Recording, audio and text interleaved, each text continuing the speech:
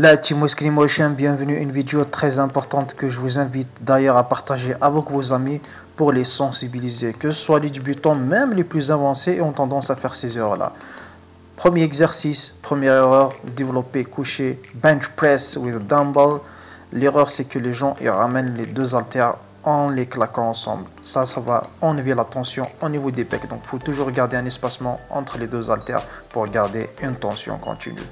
Deuxième exercice au niveau du squat, bien sûr, on a déjà parlé, c'est passer son dos, basculer son dos complètement en bas. Quand vous allez remonter, vous allez mettre vos hanches en position de faiblesse et vous pouvez vous créer un hernie discale facilement.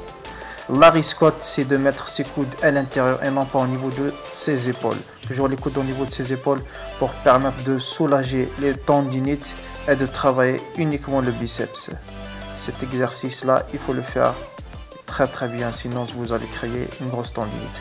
Second exercice, c'est au niveau du poignet, poignet cassé. Tout le monde a tendance à faire cette erreur, poignet cassé. Il ne faut jamais casser son poignet, sinon vous allez, toute la tension va partir au niveau du poignet.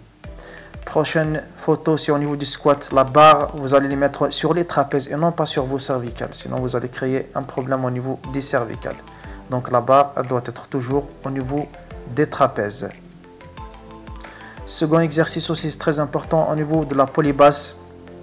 Il faut sortir sa poitrine et ses épaules serrant les omoplates derrière et ne pas mettre ses épaules en avant. Allez, au niveau du développé couché, cette erreur-là est très fréquente. Ces coudes-là, ils doivent être descendus en bas, les coudes. Toujours les coudes en bas. Si vous mettez vos coudes au niveau de vos épaules, vous allez stresser l'épaule beaucoup plus. Toujours les coudes en bas. Au niveau des fentes avant aussi, c'est de ne pas mettre son genou au niveau de l'épaule. Toujours le genou doit être en ligne avec le fémur. Le genou, tibia, fémur en ligne avec le fémur. Au niveau des fentes avant, il ne faut pas regarder vers le bas, sinon vous allez arrondir le dos. Et il ne faut pas regarder vers le haut, sinon vous allez combrer le dos. Toujours votre dos doit être droit avec votre tête. Tout doit être aligné. C'est la même chose aussi au niveau du rowing avec halter. On a tendance à voir que les gens ils remontent leur tête. Il ne faut pas remonter votre tête, sinon dès que vous remontez votre tête pour voir le miroir, votre dos il va s'arrondir. Seconde erreur aussi sur le développé couché, c'est que quand vous poussez la barre elle doit être à l'aplomb avec votre pec et non pas à l'aplomb sur votre visage. Cette erreur là on en voit tout le temps.